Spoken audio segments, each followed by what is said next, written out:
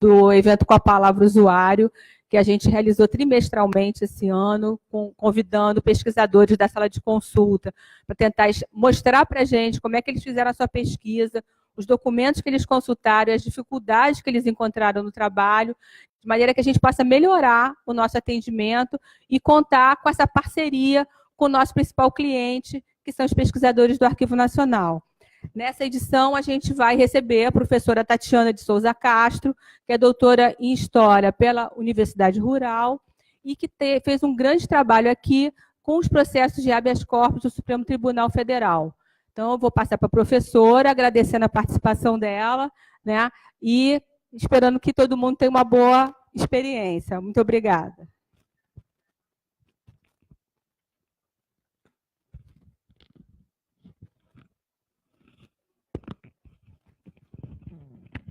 Eu acho que eu fiz direitinho aqui.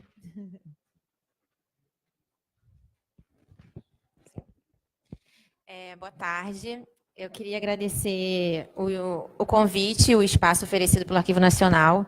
A gente que é pesquisador sabe o quanto é solitário e muitas vezes bem sofrido esse processo de pesquisa nos arquivos pelo Brasil afora. Então, assim, a gente ter esse espaço é uma demonstração, um reconhecimento do próprio arquivo também com o nosso trabalho, que é muito árduo, né? E, enfim, ser professor já é uma coisa bem difícil nesse país, e ser pesquisador, então...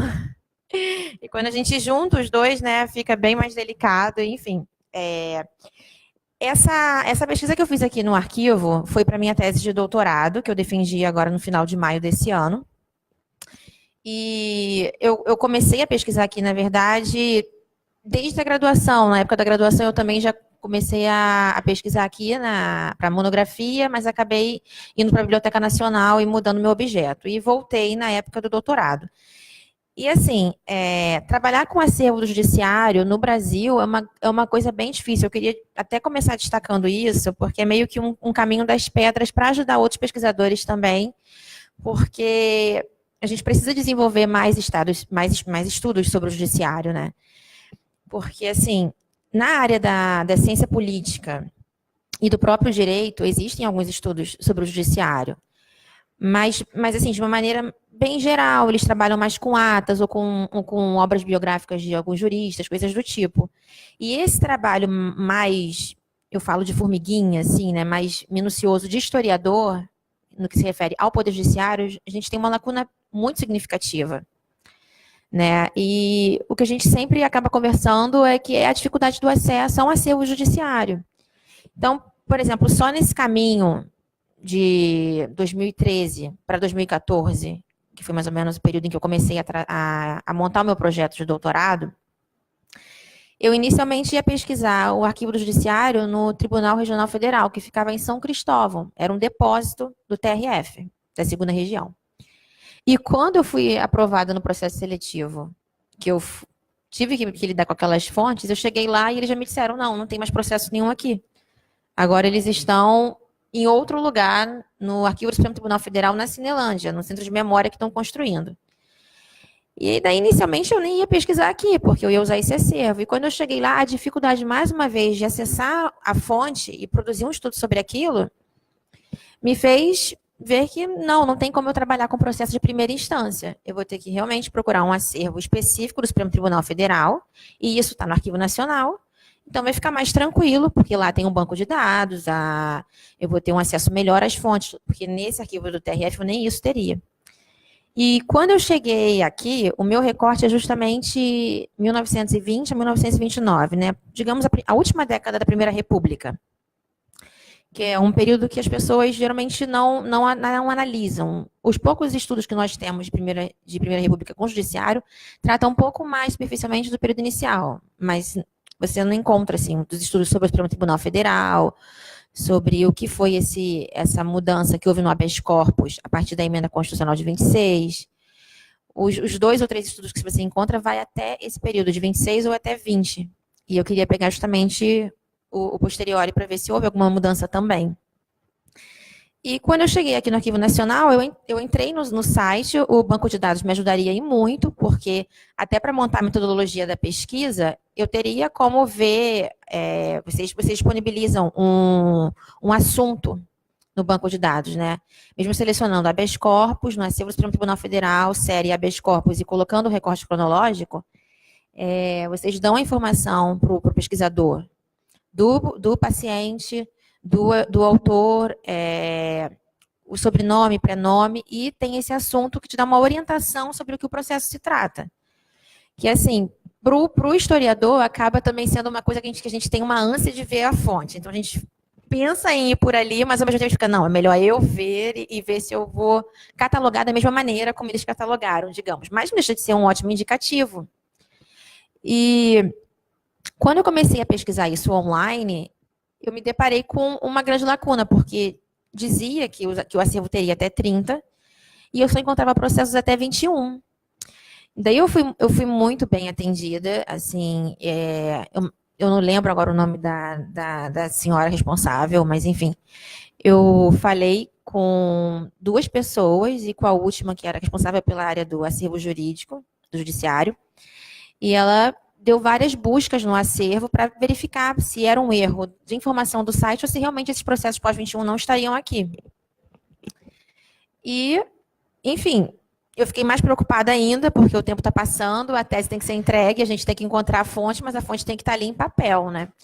E ela me explicou que realmente, dentro dos acervos, só estaria até 21, mas que eu poderia pesquisar, então, até 21, e eu fiquei naquela opção de ou mudar meu recorte, para eu ter todo o acervo aqui e só até 21, ou tentar encontrar aonde estariam esses processos.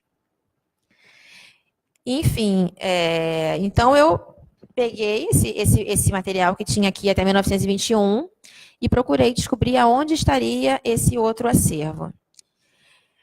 E daí eu até acho assim, interessante destacar isso também para mostrar que eu acho que isso é uma das grandes dificuldades que a gente encontra, né, enquanto pesquisador. Porque já que aqui sendo um arquivo nacional, poderia, eu não sei se isso de fato já existe, mas assim, ter uma conexão maior com os outros acervos judiciários, já que aqui, ou então, eu imagino a dificuldade que é no nosso país você querer unificar um acervo judiciário, né?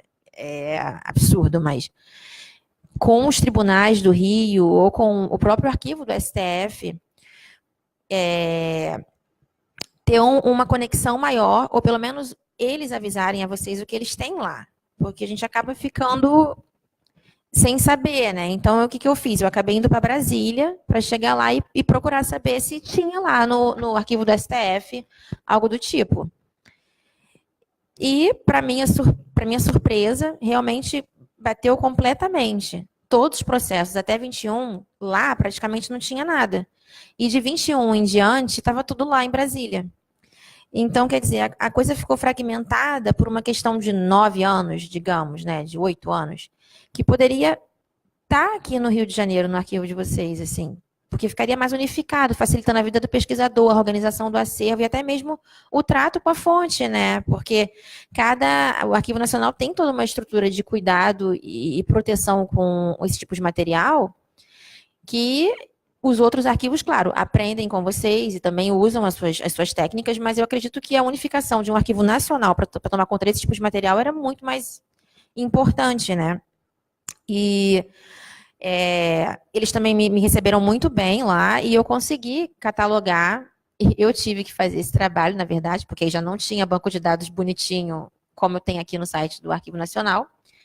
E eu tive que catalogar todas as 81 caixas que eu encontrei e pegar processo por processo e catalogar esse material. E daí ficou inviável como usar uma metodologia por assunto que eu tinha, como usar essa tipologia por vocês aqui no Arquivo Nacional, porque eu teria isso no banco de dados até 21. Porém, na outra parte do arquivo, que eu teria que pegar em Brasília, eu não ia ter a mesma possibilidade, né? Porque lá já não existia nada, banco de dados ou catalogação do tipo. Então, eu tive que catalogar e a partir do valor total de processos que eu encontrei, fazer uma técnica da amostragem, que a gente chama de ver uma porcentagem específica do material para estar analisando. E no total, juntando os 2 acervos, né, o do Arquivo Nacional, de 20 e 21, e o de Brasília, de 22, né, até 29, eu ainda encontrei alguns pouquíssimos, tipo, 20 e 21 eu encontrei, tipo, 2, 3 processos em Brasília, mas tinha também. Eu contabilizei tudo isso e analisei 20% de cada acervo e de cada ano, né, no caso. Para poder, aí sim, mudar completamente o meu ponto inicial da tese e e desenvolver a pesquisa a partir do que a gente encontra no arquivo, porque essa é a realidade dos nossos projetos de pesquisa, em qualquer área, né? A gente monta um projeto todo bem elaborado, mas até a confecção do produto final, da tese, da dissertação, você tem que se adaptar à realidade que você encontra nos acervos, porque sem fonte você não produz, né? E, enfim, eu cataloguei tudo isso, criei um próprio banco de dados meus, foram 451 processos de habeas corpus, e eu achei interessante porque até a minha dificuldade em entender a estrutura do processo, a divisão dos processos, o que seria primeira instância, segunda, naquela época, montar um organograma do Poder Judiciário na Primeira República, porque eu não encontrava em lugar algum. Eu tive até essa oportunidade aqui. Tinha um funcionário do Arquivo Nacional, nesse setor do setor jurídico, do acervo judiciário, que a gente marcou uma reunião e ele super me ajudou, me explicou, me deu alguns materiais de organogramas que vocês também tinham, algumas orientações das fontes e conseguiu me orientar mais ou menos quais seriam os acervos que eu teria para aquela época, como era mais ou menos a estrutura do judiciário, porque quem está ali lidando com aquela documentação tem uma noção muito maior do que a gente. Então, assim, até mesmo para eu continuar com pesquisas sobre o judiciário e outros pesquisadores também se familiarizarem e terem interesse por pesquisar isso, tem que desmistificar um pouco essa imagem que a gente tem de, não, pesquisar judiciário é dificílimo, porque a gente não tem acesso, a gente tem que pedir autorização para presidente de tribunal, a gente tem que tentar encontrar um horário de trabalho que bata com o horário de funcionamento do tribunal, que também é um horário muito mais restrito, por exemplo, do que o do Arquivo Nacional. Então, toda a logística da pesquisa acaba se tornando inviável, né?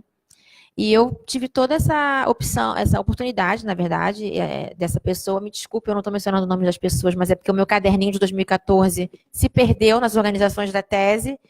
Mas eu tenho todos esses dados no meu caderno de 2014, né? Mas está meio complicado. Enfim, mas se ele estiver vendo isso, ele vai lembrar de mim e eu já estou agradecendo aqui. Porque super me ajudou a me orientar melhor dentro do acervo de vocês. E foi mais ou menos por aí que eu falei, bem, então vamos procurar onde pode estar isso. Esses processos podem estar no Tribunal de Justiça, no arquivo do Tribunal de Justiça, ali próximo da 1º de março, né, no TJ. Podem estar nesse Tribunal Regional Federal, que era o depósito em São Cristóvão, que depois ficou nesse meio do caminho, agora dizem que está na Rua do Acre. Pode estar em Brasília, ou pode estar em algum lugar que eu nunca vou encontrar, né. Enfim, mas aos poucos isso conseguiu se organizar e eu consegui desenvolver a pesquisa em cima disso. Então, assim, as dificuldades que eu encontrei mesmo foi até nessa questão do choque de informação real, com o que está ali e o que está em outro lugar, né? O que eu acho que é uma realidade em qualquer tipo de acervo, porque a gente não tem como controlar tudo. E o agravante que eu acho dessa questão de pesquisar o Supremo Tribunal Federal, os processos do Supremo Tribunal Federal, é a mudança da capital federal do Rio para Brasília. Então, muita coisa foi, muita coisa ficou. Como ficou essa organização, essa distribuição, é uma coisa que a gente acaba tendo que descobrir pelo meio do caminho, né? Mas, assim, sem dúvida alguma, minha tese teria sido muito mais... não sei dizer se é fácil, né? Porque fácil eu acho que é impossível para uma tese, mas, assim, a logística da pesquisa teria sido um pouco mais fácil de ser organizada se realmente todos os processos estivessem aqui, ou se, pelo menos, o arquivo do Supremo Tribunal Federal em Brasília tivesse que seguir algum padrão de banco de dados ou de organização dessas fontes para estar auxiliando o pesquisador. Porque para o historiador, e eu acho que isso é bem interessante a gente destacar, a fonte é tudo que a gente tem para poder estar construindo a história a todo tempo, né? A gente faz isso, a gente constrói, não existe uma verdade absoluta, ver se a gente pode pensar de outra maneira, se a gente encontra fontes que sustentem outras hipóteses e tudo isso. E não é um arquivo, ele não é um depósito, né? Para a gente, ele é um paraíso. E é a partir disso que a gente consegue contar a história do nosso país, de tudo, né? Então, assim, ter todo esse cuidado em manutenção, em cuidado, em catalogação e própria digitalização desses processos é fundamental, porque sempre me parte o coração, até mesmo quando a gente vai pegar um processo aqui para a gente manusear, eu sempre vou cheia de cuidado, né? Eu não sei se todo pesquisador é assim, mas eu já fico pensando, meu Deus, não é melhor digitalizar isso e deixar logo, sem deixar as pessoas tocarem, né? Porque, enfim, a gente sabe de como uma documentação que minimamente a que eu trabalhava já tinha 100 anos. Então, já é um papel, já desgastado, tudo isso. Coisas assim, pequenas, mas que a gente tem que destacar, porque sim, é fundamental para manter isso, né? Então, eu penso que uma das coisas que eu gostaria até de sugerir, quem sabe, né, um dia isso aconteça, seria essa unificação desse acervo, porque ele acaba ficando fragmentado entre aqui e Brasília, e eu acho que essa documentação deveria vir toda para cá, ou pelo menos até concluir a Primeira República, estabelecer um recorte, alguma coisa assim, para facilitar até mesmo a manutenção disso, né? Eles lá também têm um arquivo muito bem organizado e estava tudo muito bem tratado. Porém, o acesso à fonte é você pegar a caixa e ficar olhando um por um. Então, como organizar uma pesquisa assim? Ah, eu só quero habeas corpus de imigrantes, por exemplo. Eu não tenho como fazer esse tipo de pesquisa. Ou eu tenho, se eu ficar olhando processo por processo, pegar os 2.300 e poucos que eu encontrei e olhar um por um e ver, lendo o que é imigrante e selecionar. Então, é uma coisa inviável. Bem, eu acho que eu já falei bastante do arquivo, eu vou tentar falar um pouco sobre a pesquisa, mas destacar isso, né, que para a gente desenvolver mais estudos sobre o Poder Judiciário brasileiro, que está tanto no alvo agora, né, eu estava até falando isso, porque de uns anos para cá, o Poder Judiciário está cada vez mais sendo um protagonista na nossa vida política, né? Então, as grandes mídias estão lançando mais olhares sobre o judiciário, o Supremo Tribunal Federal está super em cena, o habeas corpus, então, nem se fala, né? A gente fala muito sobre habeas corpus na Primeira República e a doutrina brasileira do habeas corpus com o grande expoente do Rui Barbosa. É a primeira imagem que a gente tem quando se pensa em habeas corpus no Brasil, mas é perceptível que, apesar de depois ter sido criado o mandato de segurança e o habeas corpus perdeu um pouco do protagonismo que ele tinha na Primeira República, hoje nós ainda vemos como o habeas corpus continua sendo um grande remédio jurídico para estar protegendo os cidadãos brasileiros contra os abusos, né? Enfim, os diversos problemas que ele possa estar enfrentando. Então, assim, é um material muito rico. A riqueza desse tipo de fonte é muito significativa. E desenvolver estudos para entender o Poder Judiciário é muito além de ler atas da época ou de ler sobre juristas, mas principalmente de você ler processos, de perceber ali como funcionava realmente esse uso do judiciário e esse julgamento por parte dos ministros e tudo mais. Então, é muito necessário ter esse contato. Quanto mais fácil for o acesso, novamente, eu acho que fácil não é a palavra certa, mas assim, quanto mais acessível for um acervo judiciário, mais estudos nós teremos sobre esse tipo de objeto. Então, esse, eu acho que o principal objetivo meu aqui, de chamar atenção para a riqueza de a gente ter esse tipo de material bem conservado e organizado, de unificar um pouco essa multiplicidade de acervos que a gente tem, para ter um padrãozinho um pouco mais possível e um caminho das pedras um pouco para o pesquisador de encontrar essas fontes, né? Para a gente estar organizando e desenvolvendo mais pesquisas, porque o que acaba acontecendo é isso, a gente tem muita vontade de produzir as pesquisas, mas a gente não sabe se a gente vai encontrar material que responda aquilo. Então, o nosso caminho ele é muito mais moldado pelo que realmente existe do que pela nossa ideia inicial também, porque pode ser que o que eu quero descobrir, eu não vou encontrar nas fontes aquela resposta, então eu estou encontrando outras coisas. E isso é ótimo também, mas eu penso que, já que aqui existe esse acervo do judiciário, uma maior organização, talvez, desses outros acervos que têm um pouquinho de fontes, em comunicar, talvez, ao Arquivo Nacional sobre a existência dessas fontes lá, para unificar mais isso. Eu até tinha aberto o processo, porque, por exemplo, é uma coisa pequena, mas que na época eu bati muitas fotos de processos aqui, porque eu não tinha essa visão. E no banco de dados não tinha essa informação, que era, acho que abriu pelo Internet Explorer. Por exemplo, esse processo aqui, eu preenchi a clássica fichinha do acesso a vocês e quando eu fui ver o processo, ele dizia petição de habeas corpus, e esse ali está escrito Distrito Federal. Mas, por exemplo, assim, é uma coisa de pesquisa que a gente tem que organizar, e eu acabei tendo mais esse probleminha no trato do processo. Ele está localizado como Distrito Federal, e não como Rio de Janeiro. Porém, no banco de dados do Arquivo Nacional, ele fica cadastrado como Rio de Janeiro. Porém, para a pesquisa, isso acaba dificultando. Por quê? Porque você tem o estado do Rio de Janeiro e a capital federal ou Distrito Federal. E isso era indicado na capa do processo. Eu trabalhei apenas com processos do Distrito Federal.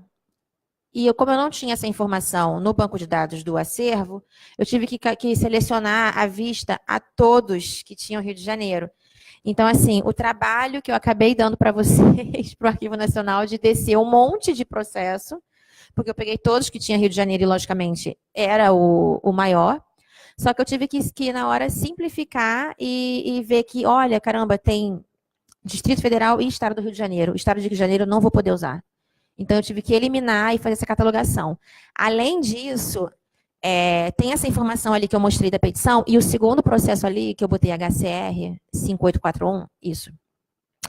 Vê, tá recurso de habeas corpus, e não petição originária. Também Distrito Federal, e daí, quando eu cheguei aqui para fotografar os processos, eu não verifiquei essa informação. Eu fui apenas pela localidade e separei o que era Estado do Rio e Distrito Federal. E fotografei todos os processos. Até que eu me dei conta de que realmente alguns processos eram absurdamente grandes. Por quê? Porque eles eram recurso. E qual era a questão disso? Em Brasília, por exemplo, você não tem nenhum processo recursal. E esse tipo de indicação também não estava no banco de dados. Isso pode parecer um pequeno detalhe, mas para uma pesquisa é muito significativo, porque os processos de habeas corpus, quando eles eram recursais, eles tendiam a voltar para o tribunal de origem. Eles não ficariam salvos no acervo do Supremo Tribunal Federal. O processo não ficava catalogado no Supremo Tribunal Federal. Tipo isso, ele descia para o lugar de origem. Então, eu não sei como, mas que bom que eles estão bem cuidados aqui, mas provavelmente quem está trabalhando com processo recursal, por exemplo, de Distrito Federal, não está pesquisando aqui. Está pesquisando no tribunal e achando que está tudo lá. Entende? Assim, pode ser que sim, pode ser que não, mas pelo raciocínio seria isso, porque quando ele é recursal, ele desceu, então ele está no TJ. Mas aqui também tem recursal. Então, é uma divisão da fonte que faz toda a diferença. E muda completamente o caráter do processo, porque, por exemplo, quando eu fui desenvolver a pesquisa, eu pensei, eu vou trabalhar então com o processo de habeas corpus, porque tem no acervo do Arquivo Nacional, tem no acervo do Supremo Tribunal Federal. É uma fonte bem rica, bem significativa, e foi, sim, um grande instituto mobilizado na Primeira República. Porém, você vê, ele é um recurso da Corte de Apelação.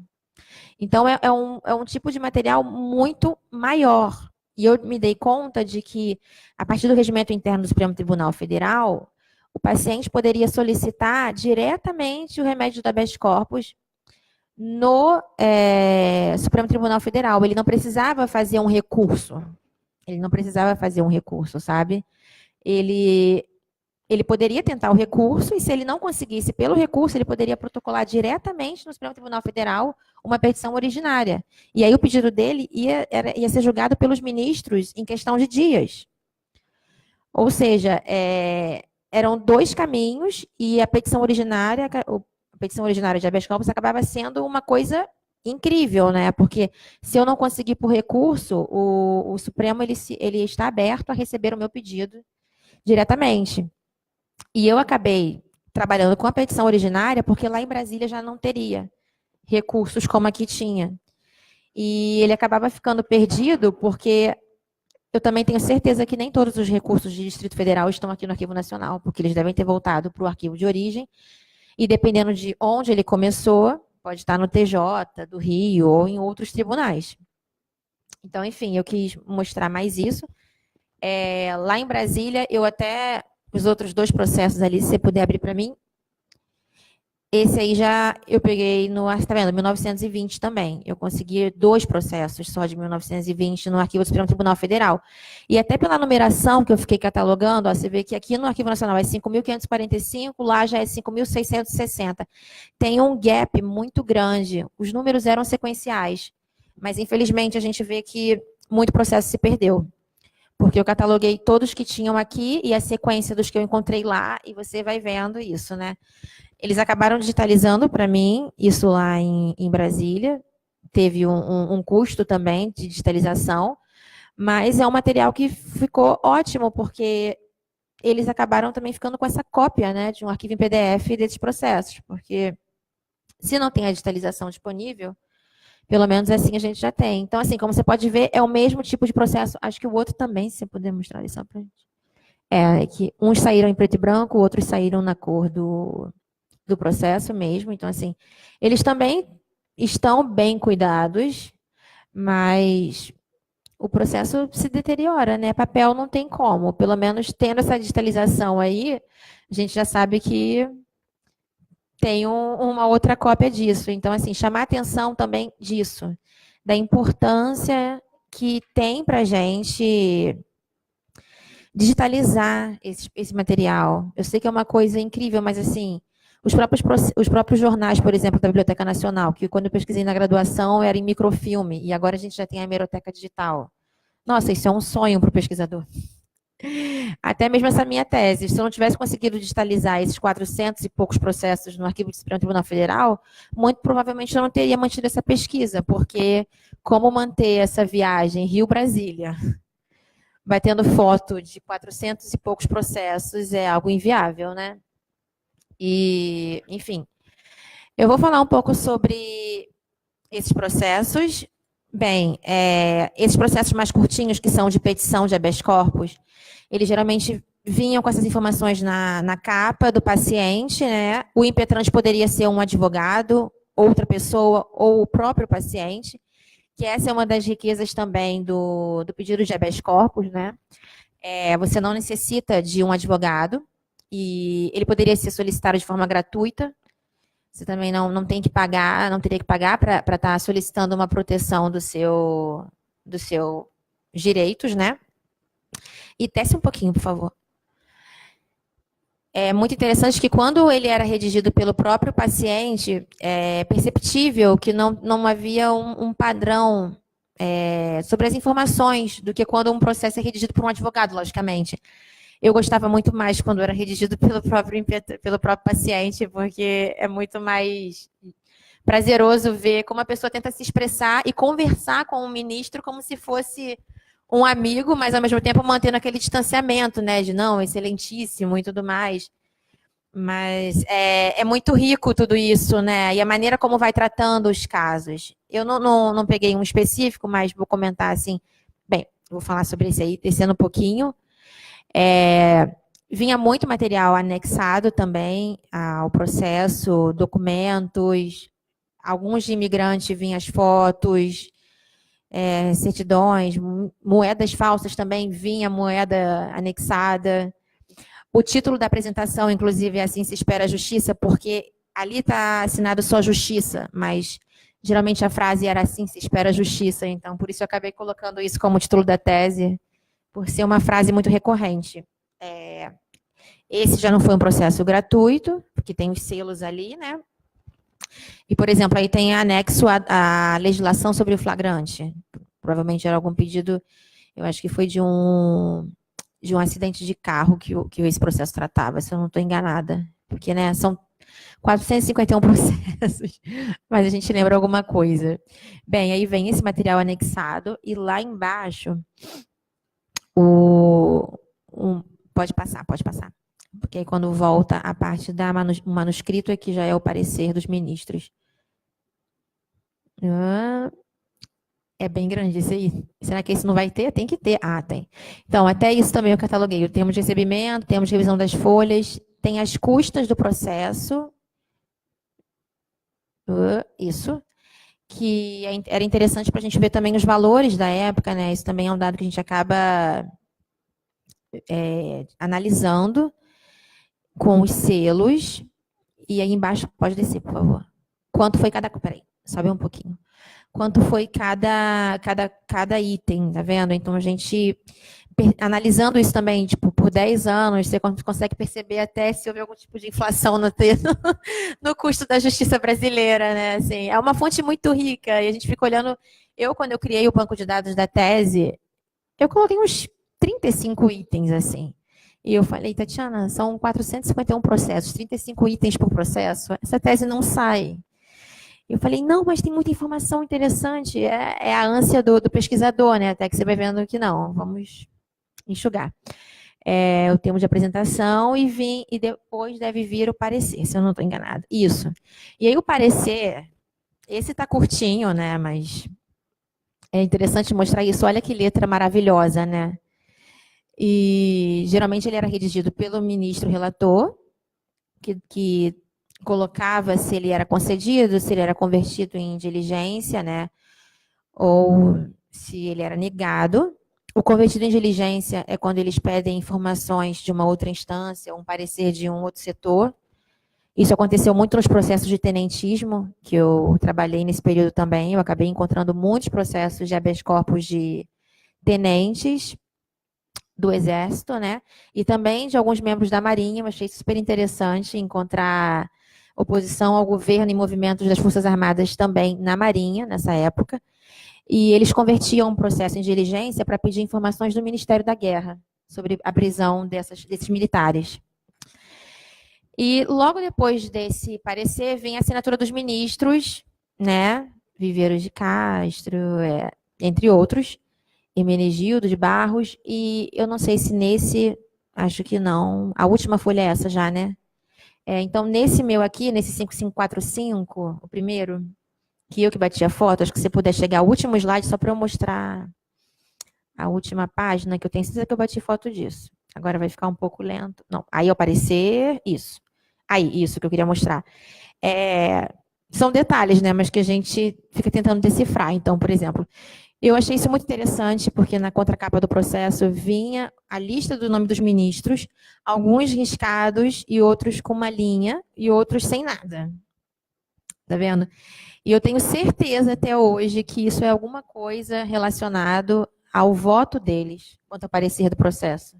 Assim, o meu sexto sentido de pesquisadora que me diz isso, então eu não tenho como provar, mas se alguém souber, eu até gostaria dessa informação, porque, assim, a gente tem que analisar, inclusive, isso, né? A fonte, ela deixa indicativos, mas você tem que tentar chegar mais próximo daquilo ali. Então, são detalhes que, para mim, vale a pena destacar aqui, um pouco do meu olhar com a fonte. Eu acho que isso também é interessante a gente estar falando nessa apresentação, das coisas que vai chamando a atenção, né? Porque não eram assinaturas, era só uma lista dos ministros e, provavelmente, o parecer deles quanto ao julgamento, né? Então, assim, é uma fonte bem rica, você pode ir subindo aí, que eu acho que é até legal mostrar mais um. O parecer era geralmente bem grandinho, tá vendo?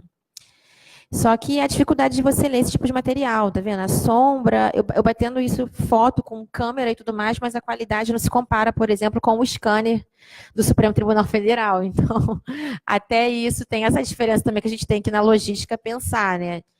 Porque a digitalização desse tipo de material pelo Arquivo Nacional ajudaria não apenas o pesquisador a ler esse tipo de fonte, mas também o cuidado com o papel para ele não se deteriorar mais, né? Porque para você segurar isso aí, segurar uma máquina e bater uma foto, tá vendo? A sombra fica, essas coisas um pouco atrapalham e acaba também tendo mais contato com o documento, né? E, enfim, deteriorando mais. E, bem, Vou falar só um pouco da pesquisa agora. Eu cataloguei esses 450 processos e fiz uma série de análises gerais sobre esses dados. E eu encontrei mais assim, que tentei analisar se esses processos eram concedidos em grande parte, se eram recusados, se o fato de ter ou não um advogado como impetrante, se isso significava uma maior concessão do pedido ou não, esse tipo de coisa. E um pouco de traçar o perfil do paciente que estava utilizando esse judiciário, porque na minha ideia inicial de pesquisa, eu queria encontrar práticas de cidadania da população carioca através do acesso ao judiciário. E daí eu especifiquei como fonte o processo de habeas corpus, por ser gratuito, não necessitar de um advogado e ser um grande remédio utilizado contra os abusos vivenciados pela população. E a definição dele na Constituição, ele é uma garantia, era uma garantia constitucional em 1891. É uma coisa única no mundo, assim, é uma coisa específica, maravilhosa, digamos assim, do Brasil, de ser uma garantia constitucional. Você vai pesquisar habeas corpus em outros países, você vê realmente a especificidade que a gente tinha aqui no Brasil naquele momento. Então, ele protegia não apenas o cidadão que se sentisse com o seu direito de mobilidade, de locomoção restrito. Então, ou seja, uma pessoa que estivesse presa poderia pedir, então ele é um remédio para quem está preso, pedir para sair da cadeia. Não. A definição da Constituição de 1891 deixava ele totalmente amplo. Era para além da locomoção. Na verdade, nem se falava em locomoção. Se falava em qualquer cidadão, qualquer indivíduo que se sentisse ameaçado ou que estivesse sofrendo qualquer tipo de abuso ou ameaçado de qualquer tipo de coação. Então, esse pedido poderia ser preventivo ou liberatório. Liberatório, sim, se ele estivesse preso, ou preventivo, se fosse para qualquer outro tipo de abuso que ele estivesse vendo no momento. Então, aí começa a riqueza e a diversidade desse tipo de fonte.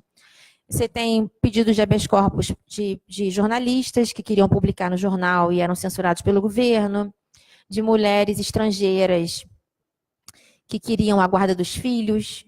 Então, assim, dos poucos processos de mulheres que eu encontrei, mas eu gosto sempre de destacar, também o caso do defloramento, né? Eu achei isso interessantíssimo. Os defloradores que queriam pedir habeas corpus para não serem presos, e essa questão do defloramento é sempre muito, muito interessante, né?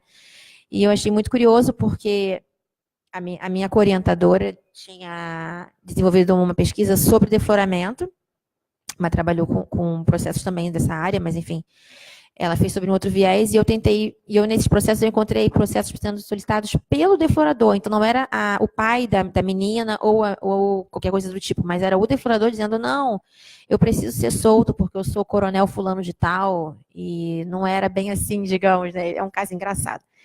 E eu fiquei muito feliz em ver a neutralidade da pesquisadora, eu fiquei muito feliz em ver, né? Não, gente, por favor, isso fique em off, mas de ver que, por exemplo, nesse tipo de processo, isso foi uma das análises da tese, de verificar que tinha certos tipos de pedido de habeas corpus que eles simplesmente não eram concedidos, pelo menos não nos que eu analisei, nesses 20%, de forma alguma. E os que envolviam defloramento foi um deles. Então, esses defloradores que eram acusados de defloramento, eles realmente não conseguiam habeas corpus. Inclusive esse coronel, né, enfim, que eu achei um caso bem significativo. E muitos processos de militares também que eram presos devido a qualquer manifestação contra o governo, na época do estado de sítio, por exemplo, do deputado Pessoa, enfim, desses presidentes que nós tivemos durante os anos 20. E foi o processo que eu mais encontrei, foi de militares. Os militares, assim, predominaram em quase 70% dos processos que eu encontrei. Então, ao catalogar e tentar traçar um perfil desses pacientes, eu verifiquei que tipo de população é essa que está acessando a justiça, que eu estou aqui lindamente pensando, né, em população. E eu fui vendo que não era qualquer pessoa que acessava a justiça naquela época. Embora, né, alguém pudesse redigir o processo, e sim, eu encontrei pedidos, pouquíssimos, mas de pessoas que tinham um tutor, porque não sabiam escrever, e essa pessoa redigia o pedido em nome delas, e no final dizia que ela não podia assinar porque ela não sabia, ou coisa do tipo. Então, assim, sim, existia esse tipo de acessos mesmo, mas ele era muito menor. E só por catalogar e tentar traçar o perfil desse paciente, eu verifiquei que eram pessoas letradas, que eram pessoas que, em sua maioria, eram militares, ou que tinham algum tipo de profissão que exigia uma graduação ou coisa do tipo, e que o uso do judiciário realmente era feito, mas que o feedback de concessão desse habeas corpus não era tão significativo assim quanto eu esperava, ao menos, enquanto um grande remédio jurídico. Claro, uma comparação com os dias atuais, ou uma comparação quantitativa significativa, eu teria que analisar todo o universo de dados, e a dificuldade de encontrar esses dados também é muito significativa. Eu pesquisei revistas jurídicas da época para tentar pegar o quantitativo de quantos processos tinham ocorrido naquele ano e tudo mais. Só que uma revista que vinha catalogando isso o tempo inteiro, que é a revista do Supremo Tribunal Federal, a partir de um determinado ano, ela simplesmente para de ser publicada por uma desavença entre o Supremo e eles, e a gente fica sem ter como acompanhar esses dados nos outros anos. Mas dos processos que eu analisei, apenas 13% dos pedidos foram concedidos. Eu achei um número baixo, porque eu esperava que, devido àquele universo todo e a maneira como tinha aquele acesso, que isso teria sido maior. Mas não. E um dos argumentos para a negativa da concessão era de que o processo não estava devidamente instruído.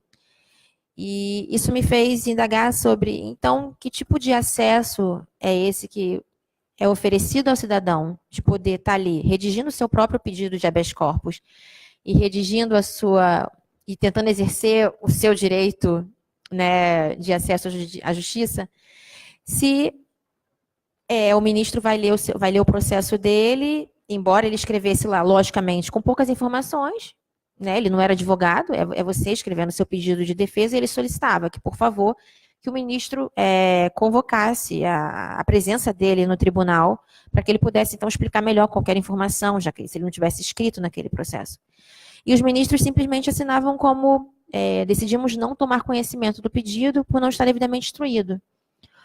Ou seja, os processos eles não eram nem julgados. Eles simplesmente não tomavam conhecimento daquilo, porque não tinha as informações que deveria ter num processo redigido, por exemplo, por um advogado. Mas, ora, era óbvio que seria assim. É um cidadão comum que está escrevendo, e não um operador do direito, né? Não é um advogado que está escrevendo. Então, foi uma das coisas que me chamou a atenção e fez eu desmistificar um pouco essa visão desse poder judiciário nesse período e do Supremo Tribunal Federal como esse grande guardião e protetor da cidadania do brasileiro, né? E eu gostaria de destacar que esses 13% desses processos que foram concedidos, a 90% desses 13%, eram pacientes membros do judiciário. Então, ainda esse número pequenininho que eu encontrei de concessão também não era qualquer paciente. Um deles, por exemplo, era um filho de um ministro. Então, assim, você vai vendo a necessidade de verificar todo esse universo da fonte. Fazer um quantitativo, sim, para você ter um patamar de o que esses indicativos vão me levar, e depois ir para um qualitativo e ver que, caramba, tá, 13%, quem são esses 13%? E se deparar, por exemplo, com essa realidade, não é qualquer um. Esse aqui é juiz, esse aqui é advogado, esse aqui é filho do ministro, esse aqui está envolvido com político não sei quem. Então, assim, a questão de você se debruçar sobre tudo isso e fazer esses links para absorver melhor o conteúdo, né? E isso me chamou bastante atenção, de ver, então, que sim, o espaço, e daí a minha hipótese acabou sendo, sim, sustentada, mas ao mesmo tempo relativizada, como toda hipótese de pesquisa, de que, sim, existia o espaço, realmente o judiciário se mostrava mais aberto, se a gente for pensar que é a partir da Constituição de 1891 e da Proclamação da República que a gente tem o fim do poder moderador, E o que mais tenta se estabelecer com a proclamação da República é essa independência entre os poderes legislativos, que agora não estariam mais todos eles submissos ao imperador, enquanto poder moderador, como vinha até então, mas que eles teriam uma independência entre si e seguiriam o princípio da equiparação dos três poderes de Montesquieu, de um fiscalizar o outro e todos teriam o mesmo tipo de poder. Porém, se cria, claro, uma nova Constituição, mais cidadã, mais protetora dos direitos, coloca-se o habeas corpus, inclusive, como um artigo nessa Constituição, para garantir esse remédio, né?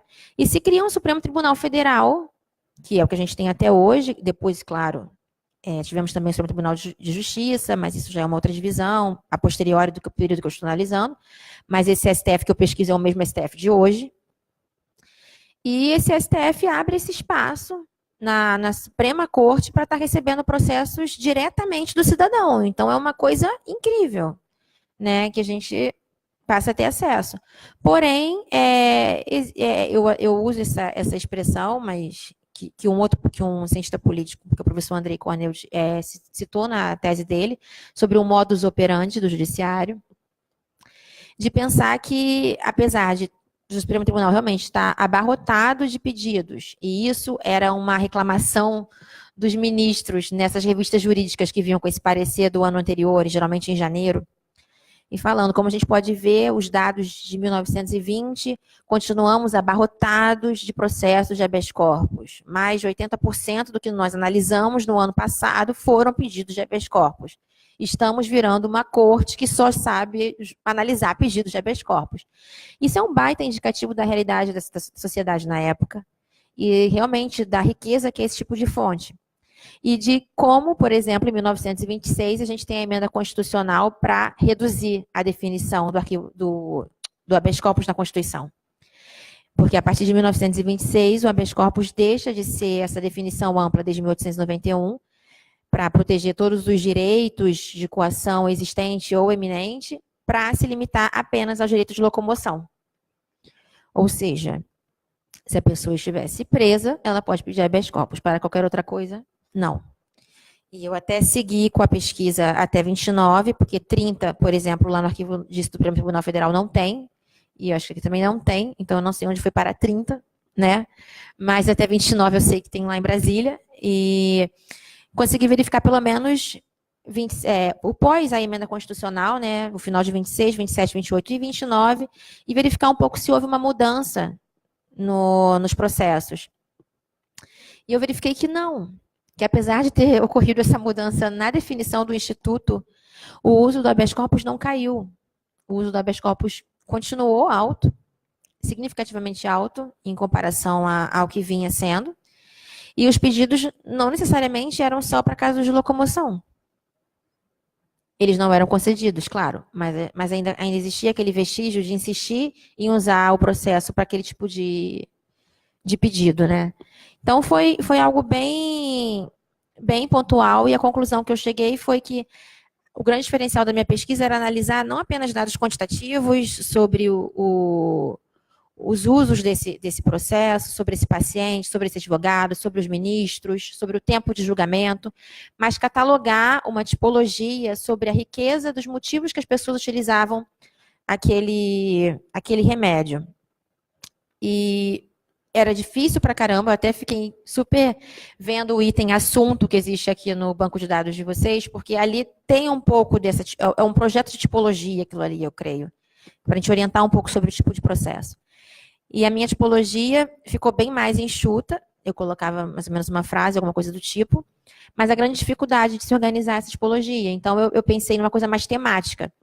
E é muito interessante você ver pedidos por vadiagem, por abusos da polícia, por envolvimento com o jogo do bicho, muitos processos de habeas corpus por jogo do bicho, envolvendo brasileiros e estrangeiros, imigrantes, essa questão de guarda dos filhos, defloramento, militares, e aí nos militares a gente tem tenentismo, mas também tem o serviço militar obrigatório. Então, muitas pessoas também solicitando habeas corpus para não terem que comparecer ao serviço militar obrigatório, que já é um tema um pouco estudado na história.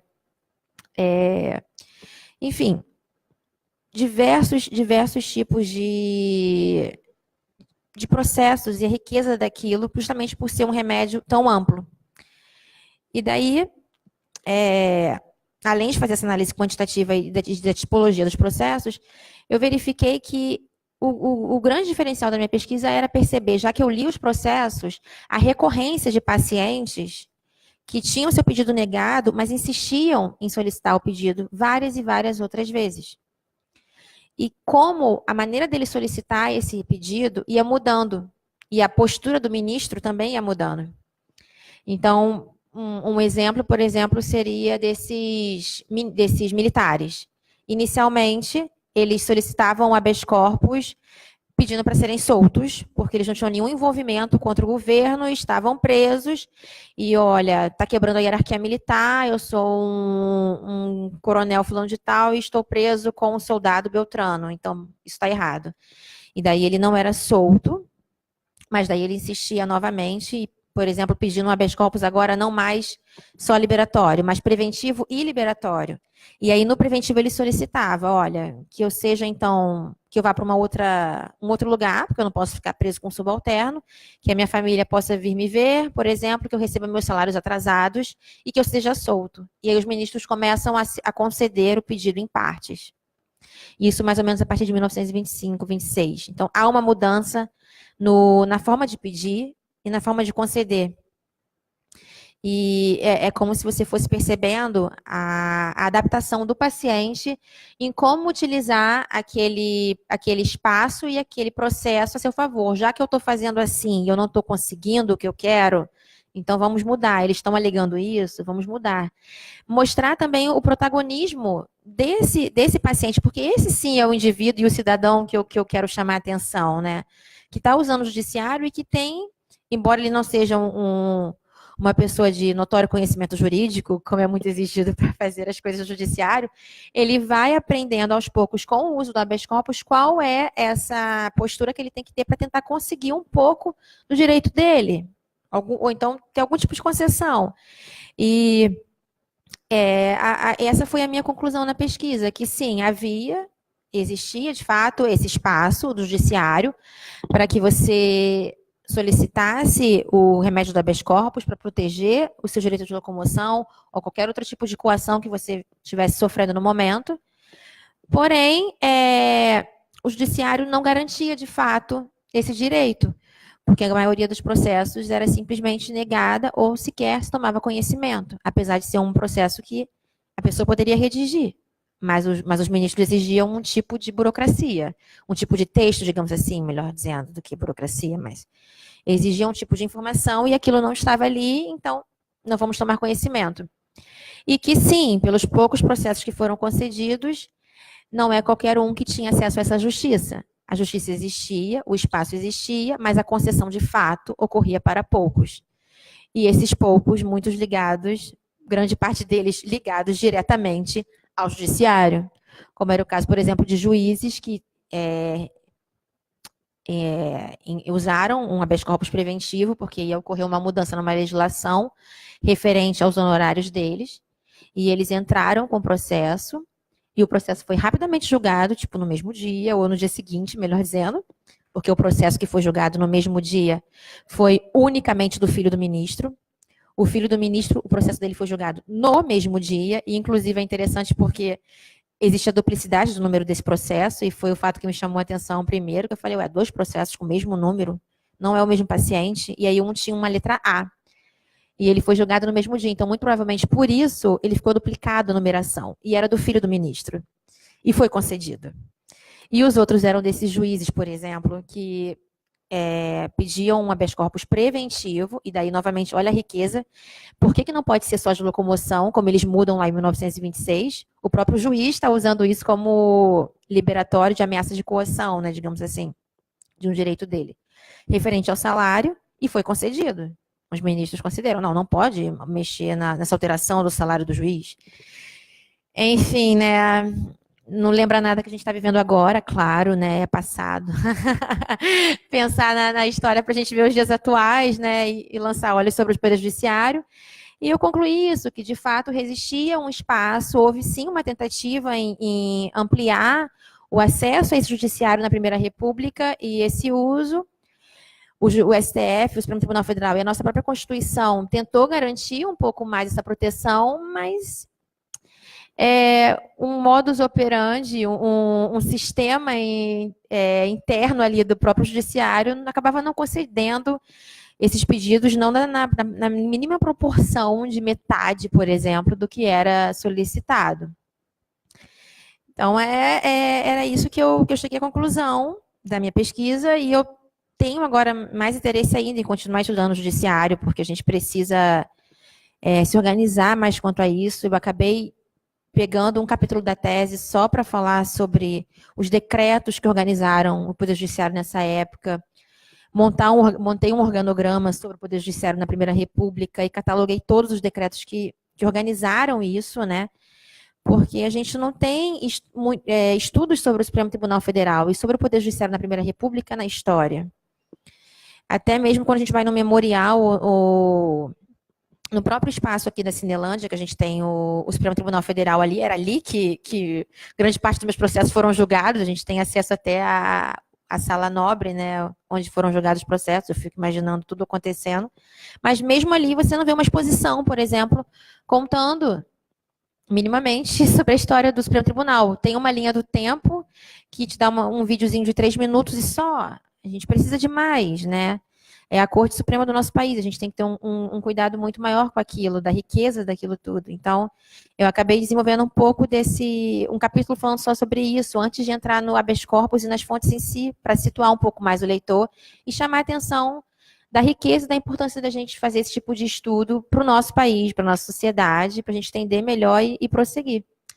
E é isso, obrigada.